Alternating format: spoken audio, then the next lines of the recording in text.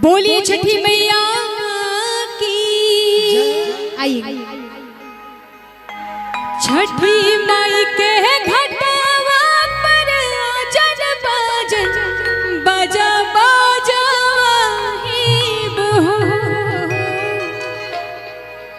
भैया थोड़ा सा बेस दे दीजिएगा। आइएगा। छठी माई के घटावा पर जन बाजन बाजा बाजा छठी माई के घटावा पर जन बाजन बाजा बाजा गोदिया में होई है बालकवा कोसी भरावाई गोदिया में होई है बालकवा कोसी भरावाई छठी माई के घटावा पर जन बाजन बाजा बाजावाई छठी माई के घटिया पर जन बाजन बाजा बाजावाई गोदिया में होई है बालकवा कोसी भरावाई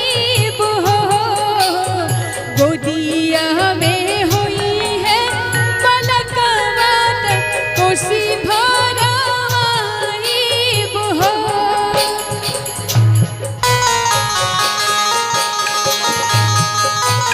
बोलिए छठी मैया की।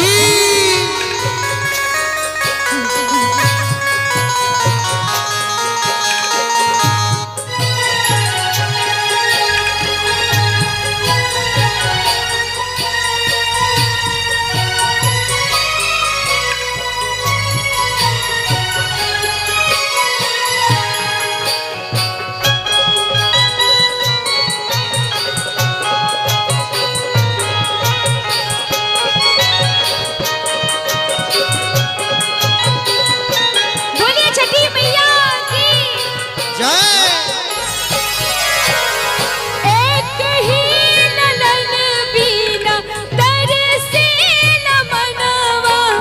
सुनसान लागे मैया घरवा गनवा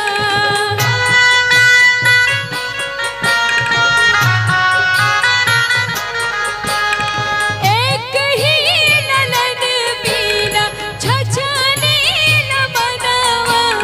सुनसान बाटे मैया घरवा अगनवा सुनसान बाटे मैया घरवा अगनवा पूरी जइहा मनवा के नना सात जलसा कराई पूरी जहिया मनवा के नना सात जलसा कराई गोदिया में होई है बालकवा कोसी भरवाई गोदिया में हुई है बालकवा